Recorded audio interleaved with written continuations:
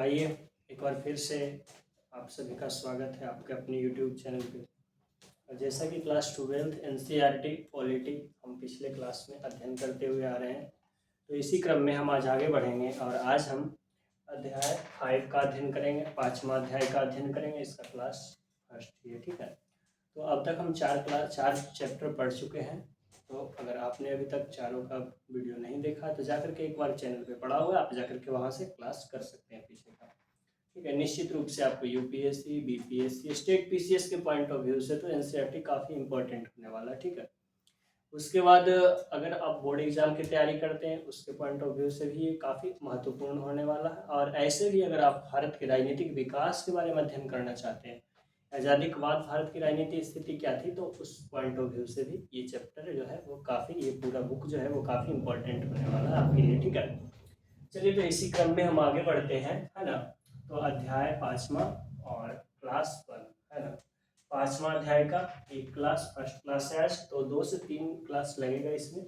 चलिए सबसे पहले जानते हैं कि इसमें पढ़ना क्या है। तो कांग्रेस प्रणाली की चुनौतियां और पुनर्स्थापना, है ना।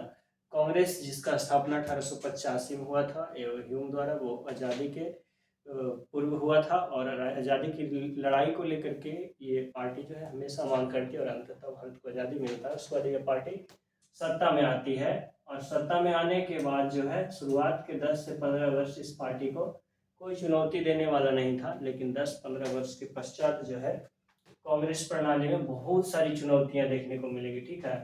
तो उस चुनौतियां का किस प्रकार से सामना किया जाता है तत्कालीन नीति निर्माता के द्वारा, तत्कालीन राजनीतिज्ञ के द्वारा, और किस प्रकार से उसे पुनर्स्थापना किया जाता है, ठीक है। तो इस प्रकार से हम ये चैप्टर में चर्चा करने वाले हैं।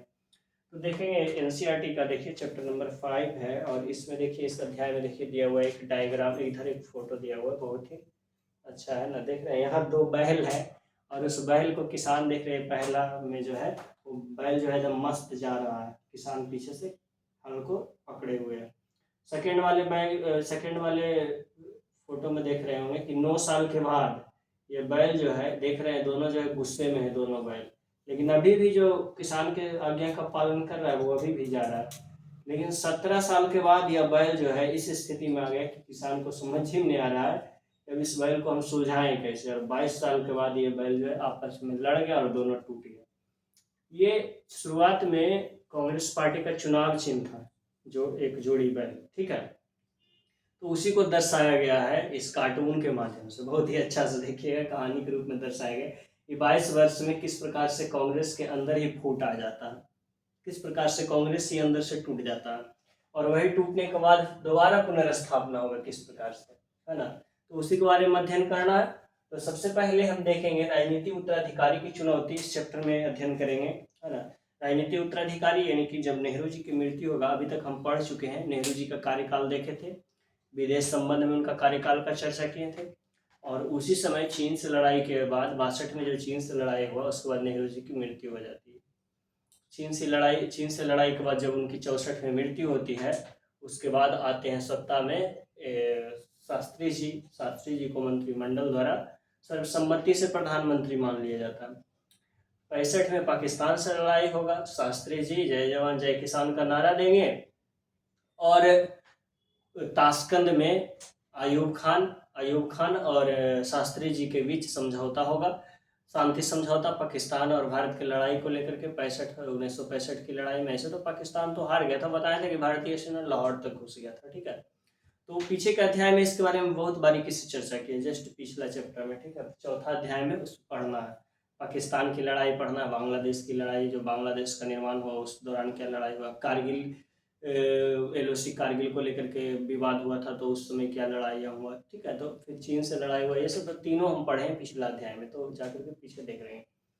तो वहाँ ताशकंद में जाते हैं जब अयूब खान और भारतीय प्रधानमंत्री शास्त्री लाल बहादुर शास्त्री जी शांति समझौता पर दस्तखत करने के लिए, तो वहाँ उनकी मृत्यु हो जाता है रहस्यमयी ढंग से।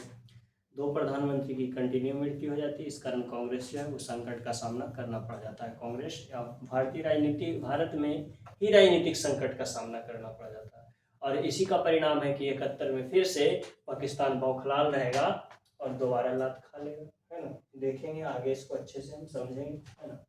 चलिए तो हम देखते हैं राजनीतिक उत्तराधिकारी की चुनौती। उत्तराधिकारी का मतलब क्या होता है? उत्तराधिकारी का मतलब होता है एक व्यक्ति जो अपना जो है कर्तव्य, अपना पूरा विरासत जो है वो किस व्यक्ति के हस्तक्षेप में छोड़ करके जा रहा है, उसके अब्सेंट में कौन सा व्यक्ति उसके कार्य का निर्वहन करेगा, उसी को उत्तराधिकारी बोलते हैं। ठीक है, जो व्यक्ति उनके कार्य का निर्वहन करेगा वो उत्तराधिकारी कहलाएगा। आमतौर पर राजा के उत्तराधिकारी उसके पुत्र हुआ करते थे, है ना। लेकिन यहाँ तो लोकतंत्र था, तो लोकतंत्र में भी उत्तराधिकारी दे दिया जाता है नाम, है ना। जैसे आपके मनमोहन सिंह के उत्तराधिकारी प्रधानमंत्री नरेंद्र मोदी जी हुए। अब इनके उत्तराधिकारी कौन होंगे भविष्य में, उनका निर्धारण अभी नहीं हुआ, है ना। तो चलिए हम इस पे बात करेंगे कि राजनीतिक उत्तराधिकारी की चुनौतियों का सामना करना पड़ेगा भारत को, है ना। तो राजनीतिक उत्तराधिकारी की समस्या क्या था? 27 मई 1964 को नेहरू जी की मृत्यु हो गई, है ना। 62 में लड़ाई हुआ, बताएं, चीन से, और उसके बाद 64 में नेहरू जी की मृत्यु हो गया। बताए थे कि डिप्रेशन का शिकार हो गए थे। जो पंचशील समझौता हुआ था चीन और भारत के बीच में, पंचशील को लेकर के विवाद हुआ और उसी दौरान तिब्बत पे कब्जा किया चीन, और उसी को लेकर के भारत और चीन में लड़ाई हुआ। अंततः भारत की स्थिति उसमें कमजोर रहती है, और इसी कारण जो है नेहरू जी कहते हैं कि 2 दिन तक तो खूब रोए थे, कई दिनों तक रोते रहते थे, निकलते ही नहीं थे। ये स्थिति हो गया था उनका, है ना। भाई देखिए, इमोशंस जो है ना, देश से लगाव उनको बहुत था नेहरू जी के, है ना। देश की जनता से बहुत लगाव था, ये रियलिटी है ना। वो बात अलग है कि अभी के जो थर्ड क्लास मीडिया जो आ जाता है, कुछ कुछ थर्ड क्लास मीडिया बस किसी पे भी उंगली उठाना शुरू कर देता है, चाहे इंदिरा गांधी जी पे हो, नेहरू जी पे हो, या फिर और भी कोई प्रधानमंत्री पे, सीधा पूरे कांग्रेस पार्टी पे ही उंगली उठाना शुरू करता है। तो कोई व्यक्ति में निगेटिव्स पॉजिटिव होता नहीं है। आप जैसा देखना चाहें ना वैसा ही दिखेगा। वो कहते हैं ना, जैसे दृष्टि वैसी सृष्टि, और जैसा देखना चाहेंगे वैसा दिखेगा। आप अगर पॉजिटिव देखना चाहेंगे तो पॉजिटिव दिखेगा, निगेटिव देखना चाहेंगे तो निगेटिव दिखेगा। निगेटिव कौन देखना चाहेगा? जो खुद निगेटिव है, वो निगेटिव दिखेगा ही उसको, है ना। जो खुद पॉजिटिव है उसको पॉजिटिव दिखेगा। तो ऑब्वियसली बात है, जब भारत को इस ऊंचाइयों तक, आज चौथी बड़ी अर्थव्यवस्था भारत बन चुका है, इसका नींव ये लोग डाल के गए हैं, तो कहीं ना कहीं इन पे सवाल उठाना एक तरीके से नाइंसाफी होगा हमारे देश के लिए, ठीक है। और उस व्यक्ति की बेवकूफ़ी होगा जो इनके पे सवाल उठाता है, ठीक है। कुछ गलतियां हुई है, ऐसा नहीं, दूध का धुला हुआ कोई इंसान नहीं रहता है, लेकिन इसका ये मतलब नहीं कि आप उन पे उंगली उठा दें, ठीक है। चलिए हम इस पर बहस ना करेंगे, और हम आप आगे का क्लास जारी रखेंगे। और 27 मई 1964 को नेहरू जी की जब मृत्यु हो गया, तो देश में सन्नाटा छा गया कि अब स्थिति क्या होगा। बहुत सारे सवाल उठ रहे थे अंतर्राष्ट्रीय स्तर पर भी, भारत के स्तर पर भी, कि नेहरू जी के बाद, मृत्यु के बाद, मतलब उत्तराधिकारी कौन बनेगा। उत्तराधिकारी की समस्या उत्पन्न हो गई, है ना। फिर कुछ लोग अंतर्राष्ट्रीय स्तर पर सवाल खड़ा करने लगे कि नेहरू जी जो भारत को इतना अच्छे से लोकतंत्र के रूप में बांध करके रखे थे, क्या इनके बाद लोकतंत्र रह पाएगा भारत, या फिर सैनिक अधिकार कर लेगा, या फिर जो है अराजकता की स्थिति आ जाएगी। जो भारत में सांप्रदायिक हिंसा हो रहा है, गरीबी और बहुत सारी लोकतांत्रिक समस्या है, क्षेत्रीय मांग को लेकर के मुद्दा उठ रहा है, तो क्या कोई ऐसा उत्तराधिकारी आ पाएगा जो इस सबको संतुलित कर सके, या फिर ये समस्या बरकरार रहेगी और भारत टूट जाएगा। तो वैश्विक स्तर पर बहुत सारे ऐसे सवाल खड़े हो रहे थे। सिर्फ अच्छा, हमको ये नहीं समझ में आता, भारत में जब प्रधानमंत्री चेंज होता है तो ऐसा सवाल क्यों खड़ी होता है कि भारत टूट जाएगा। ऐसा सवाल इसलिए खड़ी होता है ना कि भारत में जो है ना, सभी लोग जो है विभीषण, घर का भेदी लंका ढाए, एक नाम सुने होंगे, है ना। तो जिस प्रकार से इतिहास में जो देखा जाए, तो भारत में जितना भी लड़ाइयाँ लड़ी गई, सब में ब्रिटिश जो है किसी न किसी अपने भारतीय लोगों से हाथ मिलाता और उस राजा के वीक पॉइंट पे अटैक करेगा और अंततः वो जीतेगा, ठीक है। चलिए तो हम आगे बढ़ते हैं। तो उसी प्रकार, इसी कारण बोला जाता है कि भारत जो है वो, कोई प्रधानमंत्री, जब स्ट्रॉन्गेस्ट प्रधानमंत्री की मृत्यु होता है तो राजनीति का स्थिरता कुछ समय के लिए आ जाता है भारत में। तो ये समस्या होती है ना। उत्तराधिकारी की समस्या थी, लोकतंत्र पर सवाल उठ रहा था, ठीक है, कि क्या लोकतंत्र कायम रह पाएगा इनके बाद। गरीबी की समस्या भारत में ऑलरेडी थी, सांप्रदायिक हिंसा तो थी, क्षेत्रीय विभाजन, ये सब था। ये तो लग रहा था कि ऐसा कौन सा इनके बाद शासक आएगा जो इस सबको संतुलित करके लेकर के चलेगा। तो इसी दौरान शास्त्री जी जो है वो रेल मंत्रालय के रूप में कार्य कर चुके हैं।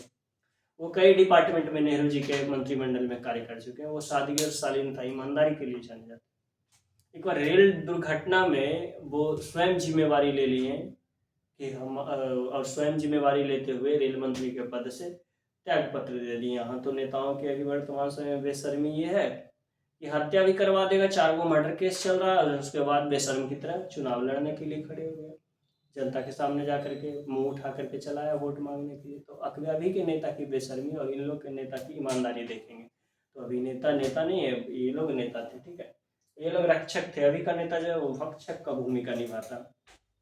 चलिए तो हम आगे बढ़ते हैं। तो के कामराज द्वारा शास्त्री जी को पीएम बनाया गया। के कामराज जो थे वो कांग्रेस के अध्यक्ष थे। तो जब आपसी सहमति बना लिए, सांसद से सबसे बात कर लिए और उसके बाद बोले इन व्यक्ति से अभी अच्छे कोई हो नहीं सकते थे, ठीक है। तो सबकी आपसी सहमति के बाद जो है शास्त्री जी को पीएम बना लिया गया। सादगी और ईमानदारी के लिए जाने जाते थे वो। रेल दुर्घटना की जिम्मेवारी लेकर के वो रेल मंत्री से त्याग पत्र दे चुके थे एक बार। तो ऐसे मंत्री रहे हैं भारत में, ठीक है, जिनको एग्जाम्पल उदाहरण प्रस्तुत कर सकते हैं। अब इनका कार्यकाल देखेंगे तो इनका कार्यकाल जो था, अभी लड़ाई खत्म हुआ था तो आर्थिक कठिनाई का सामना करेगा ही भारत। लड़ाई खत्म हुआ था वो चीन से लड़ाई 62 वाला खत्म हुआ था और तुरंत 65 में पाकिस्तान से लड़ाई शुरू हो गया था। आर्थिक संकट अभी चल ही रहा था, उधर पाकिस्तान अटैक कर दिया। पाकिस्तान से लड़ाई हुआ तो वहाँ जो है भारत विजय पाया और उसी में शांति समझौता में वे ताशकंद में जब गए थे तो 10 जनवरी 1966 में इनका भी मृत्यु हो गया। यानी कि 2 साल भी महज सेवा नहीं दे पाए, है ना, 2 साल में ही महज इनकी मृत्यु हो गया। और कंटिन्यू 2 प्रधानमंत्री की जब मृत्यु हो गया तो देश जो है अब समस्या में, राजनीतिक संकट की स्थिति में आ गया। अब जरूर लग रहा था कि अब 2 तो हो गया, अब तीसरा उत्तराधिकारी नहीं कौन। तो पता होना चाहिए कि भारत जो है वो कोहिनूर की धरती है ना जी। भारत कोहिनूर की धरती, यहाँ एक से एक कोहिनूर है। हमारे समाज में भी बहुत सारे कोहिनूर हैं, अपनी जान की बाजी लगाने वाले बॉर्डर पे बहुत सारे कोहिनूर हैं। राजनीतिक स्थिरता प्रदान करने वाले भी मंत्री के रूप में बहुत सारे कोहिनूर हमारे देश की मिट्टी से जन्म लेते हैं और देश की सेवा करते हैं। भ्रष्टाचार नेता के साथ साथ ईमानदार नेता भी है, तभी लोकतंत्र हमारे 75 वर्ष तक सफल लोकतंत्र और चौथी बड़ी अर्थव्यवस्था बनने में सफल हुआ है भारत, ठीक है। अब देखेंगे इंदिरा गांधी, ठीक है। तो इंदिरा गांधी को अब होता क्या है कि जब शास्त्री जी की मृत्यु होता है तो फिर से वही समस्या है कि अब उत्तराधिकारी कौन बने। तो इंदिरा गांधी और मोरारजी देसाई 2 व्यक्ति का नाम आता है। इंदिरा गांधी जो नेहरू जी के साथ कई मंत्रिमंडल में काम कर चुके थे, कैबिनेट मंत्री में काम करने का उनको भी अनुभव था। कांग्रेस के अध्यक्ष के रूप में भी वो कार्य कर चुके थे, कई मंत्रालय में भी कार्य कर चुके थे। दूसरा एक मोरारजी देसाई, प्रभुत्ववादी व्यक्ति उस समय जो थे सबसे पीएम का चेहरा के रूप में सामने आ रहे थे। वो महाराष्ट्र और गुजरात का मुख्यमंत्री बन चुके थे। तो दोनों व्यक्ति का जो है स्थिति जो था वो बराबरी का था। इस स्थिति में डिसाइड नहीं कर पा रहा था लोग, सांसद लोग, कि आखिर प्रधानमंत्री किनको चुना जाए। अध्यक्ष जो है वो डिसाइड नहीं कर पा रहे। तो वोटिंग निर्धारण किया गया कि चुनाव के द्वारा दोनों मंत्री का निर्धारण कर लिया जाएगा कि मोरारजी देसाई बनेंगे पीएम अगला कि इंदिरा गांधी। सांसद जो है वो 2/3 बहुमत से इंदिरा गांधी का समर्थन करती है, इंदिरा गांधी समर्थन करती है और अंततः जो है इंदिरा गांधी जो है भारत का नेक्स्ट प्रधानमंत्री के रूप में बनते हैं, ठीक है। इंदिरा गांधी प्रधानमंत्री के रूप में समर्थन वरिष्ठ नेता द्वारा यह सोच करके किया गया था। देखिए ऐसा नहीं है कि ये बात 100% सही, लेकिन कहा जाता है कि वरिष्ठ नेता यह सोच करके किए कि इनको राजनीतिक अनुभव कम है तो आकर के पूछेगी देश तो हम ही चलाएंगे, इनको तो सिर्फ मुखौटा के रूप में खड़ी कर दी इंदिरा गांधी जी को। तो वरिष्ठ मंत्री जो थे ये सोच करके इंदिरा गांधी को समर्थन दे देते हैं, लेकिन पलड़ा उल्टा पड़ गया। इंदिरा गांधी जैसे ही सत्ता में आई संपूर्ण ताकत को अपने हाथ में लेने का प्रयास करने लगे, ठीक है। वरिष्ठ नेता को यहाँ बेइज्जती फील होने लगा कि एक महिला आकर के इस प्रकार का उधम मचाएगी राजनीतिक व्यवस्था में, तो अपना समर्थन वापस ले लेते हैं और आगे चल करके देखिए दिखेगा 1967 के बाद का जो चुनाव होगा ना, 1971 का चुनाव, 71 का चुनाव, उसमें स्पष्ट रूप से दिखेगा कांग्रेस 2 पार्टी में जहाँ बटेगा वो, ठीक है। तो यहाँ इंदिरा गांधी को यह समझ करके समर्थन दे दिया गया कि कोई भी सलाह और मशवरा का बात रहेगा तो वरिष्ठ नेता से मिलेगी आकर के ये। और वही मोरारजी देसाई के अगर हाथ में सत्ता दे देते हैं तो अपनी इच्छा से शासन चलाएंगे, और यहाँ पर पल गया पलड़ा उल्टा। भारतीय नारी पूरी दुनिया पे भारी पड़ गई है ना। पाकिस्तान पे भारी तो पड़ी जी उस समय, तो भारतीय नेता पर भी भारी पड़ गई उस समय। चलिए, तो अब होता क्या है, उस समय भी देश बहुत सारी समस्याओं का सामना कर रहा था, आर्थिक वगैरह संकट तो था ही भारत में। अभी भाई देश आज़ाद हुआ कितना वर्ष हुआ था, अभी नींव पड़ा ही नहीं था, देश में दो लड़ाई हो गया था, दो देश से लड़ाई हो चुका था भारत। तो भारत का स्थिति तो कमजोर होगा ना। और उसके बाद तुरंत चुनाव आ जाता है, और समस्या। तुरंत 66 में इंदिरा गांधी बनेगी और 67 में चुनाव आ जाएगा, 1 साल भी नहीं पूरेगा और उनको चुनाव का सामना करना पड़ेगा। अब क्या होगा देश का राजनीतिक स्थिति, उस पर बात करेंगे। तो कांग्रेस प्रभुत्व में कमी, विपक्षी पार्टी सक्रिय होगा इस दौरान, इस चुनाव में जो है वो कांग्रेस प्रभुत्व में कमी आएगा और विपक्षी पार्टी जो रहेगा वो थोड़ा सक्रिय भूमिका के रूप में यहाँ निकल करके आएगा, विपक्षी पार्टी। ठीक है, चुनाव की परिस्थिति किस प्रकार की थी वो देख लेते हैं। तो हाल फिलहाल में 2 प्रधानमंत्री की कम समय में मृत्यु हो चुकी थी और 2 ऐसे प्रधानमंत्री जिनका चेहरा पे कांग्रेस निर्भर करता था। प्रधानमंत्री अगर जवाहरलाल नेहरू की बात की जाए तो प्रथम आम चुनाव में संपूर्ण भारत का दौरा किए थे। एक पार्टी का एक छवि नेहरू जी के रूप में निर्धारित किया जाता था उस समय। फिर शास्त्री जी भी सादगी और शालीनता के रूप में संपूर्ण मंत्रिमंडल ही नहीं संपूर्ण भारत में जाने जाते थे। तो दोनों प्रधानमंत्री अच्छी छवि के लिए जाने जाते थे और दोनों की मृत्यु हो चुकी थी। तो दिख ही नहीं रहा था कि आखिरकार अगला प्रधानमंत्री जो वो स्ट्रॉन्गेस्ट रूप में कौन आ सकता है। तो ये चुनाव परिस्थिति था, कोई नया चेहरा स्पष्ट रूप से नहीं दिख रहा था कि चुनाव के जो भाषण वगैरह या फिर चुनाव के जो दौरा का जो मुख्य नेतृत्व संभालेगा उसमें किसका छवि रहेगा फ्रंट पर, ये स्पष्ट नहीं हो पा रहा था। इस कारण जो है समस्या का सामना करना पड़ेगा। नए प्रधानमंत्री को अभी 1 वर्ष भी नहीं हुआ था, तो वो कैसे राजनीतिक कांग्रेस का संभालते जी मोर्चा। ठीक है, कम राजनीतिक अनुभव भी उनके पास था। देखा जाए तो अनुभव काफी अनुभवी थे, वो आज़ादी की लड़ाई में ही युवा नेता के रूप में निकल करके आए थे, लेकिन फिर भी जैसे देखा जाए तो मुख्य नेतृत्व के रूप में, राजनीतिक के मुख्य नेतृत्व के रूप में, एक प्रधानमंत्री के रूप में उनके पास तो अनुभव तो कम ही था ना, राजनीतिक अनुभव। और देश की समस्या तो था ही, आर्थिक संकट, गरीबी, खाद्य संकट, बेरोजगारी और मुद्रा अवमूल्यन अमेरिका के दबाव में आकर के कर दिया गया था। तो ये सब समस्या से सामना कर रहा था देश। विपक्षी को मिल गया मुद्दा अच्छा, है ना, विपक्षी को मुद्दा अच्छा मिल जाता है। इधर सांप्रदायिक दंगा कंटिन्यू था, ये मार्क्सवादी कम्युनिस्ट पार्टी के नेतृत्व में कृषक विद्रोह भी भड़क जाता है। और उसी उपलक्ष्य में ये जो विपक्षी पार्टी जो रहती है वो बोलती है सरकार जो है ना वो गरीबी उन्मूलन नहीं कर सकती है, ये गरीबी को बढ़ावा देती है, सब अमीरों का समर्थन करती है कांग्रेस। तो विपक्षी पार्टी जब ये सब का प्रचार करता है कि गरीबों का मसीहा नहीं है, ये रक्षक नहीं भक्षक है, तो इसमें विपक्षी पार्टी को फायदा मिल जाएगा, है ना। देखिए, गैर कांग्रेसवाद की स्थिति क्या रहेगी, मतलब गैर कांग्रेसवाद जो पार्टी था उसका स्थिति। तो विपक्षी पार्टी कांग्रेस को सत्ता में से अलग करने की नीति अपनाता, और अलग करने की नीति के लिए तो आलोचना तो करना पड़ेगा, आलोचना करेंगे तभी तो अलग होगा। जैसा कि देखा होंगे सीजन 4 पंचायत में ये कितना जम करके आलोचना किया जाता है प्रधान जी का, है ना जी, वन राकस के द्वारा, तब जाकर के वो चुनाव जीतता है। तो आलोचना तो किया जाएगा ही, तभी जाकर के जीतेंगे। कांग्रेस विरोधी मोर्चा खोल दिया जाता है विपक्षी पार्टी द्वारा, एकदम जम करके कांग्रेस को गरीबी के खिलाफ पार्टी बना दिया जाता है। ये सब इस कारण था ना कि कोई स्पष्ट चेहरा नहीं था कांग्रेस का, प्रधानमंत्री का स्पष्ट चेहरा हालांकि था साल भर में, लेकिन जो स्पष्ट चेहरा था पहले तो वो महिला थी। दूसरी बात यह थी कि उनको अनुभव कम था, अभी कम समय में भी प्रधानमंत्री ही बने थे, भारत के बहुत कम लोग उनको जानता था। तो ये सब समस्या थी। चुनाव हुआ, चुनाव में व्यापक जन असंतोष और विपक्षी ध्रुवीकरण देखने को मिला, व्यापक असंतोष का सामना करना पड़ा। अब ये सब समस्या रहेगा देश में, ये सब समस्या, तो व्यापक असंतोष का सामना करना तो स्वाभाविक है। ठीक है, इतना साल से कांग्रेस सत्ता में है, फिर भी नहीं आर्थिक संकट की समस्या सुलझ रही, नहीं गरीबी, नहीं खाद्य संकट, नहीं बेरोजगारी। लेकिन ये पॉजिटिव बात देख रहे हैं। अब बताइए, कोई देश एक लड़ाई लड़ता उसका स्थिति खराब हो जाता, भारत 2 लड़ाई लड़ चुका था उस समय। देश के पास ऑलरेडी आर्थिक समस्या कमजोर थी, कृषि ऑलरेडी समस्या में थी, और 2 लड़ाई लड़ चुका था भारत। चीन तो भारत के साथ ही लड़ा, एक ही लड़ाई, पाकिस्तान भी एक लड़ाई, लेकिन भारत को दोनों से लड़ना पड़ेगा, दोनों से भिड़ना पड़ेगा पड़ोसी। तो ये भारत की समस्या थी। गरीबी उन्मूलन को लेकर के काम किया जा रहा था। प्रथम पंचवर्षीय योजना में पीछे बात किए हैं कि कृषि को लेकर के काम किया जाता। दूसरा में औद्योगिक उद्योग को लेकर के काम किया जाता। बहुत स्तर पर विकास की बात की जाती है, ग्रामीण विकास की नींव रखी जाती है। लेकिन वो जो थी वो धीमे थी।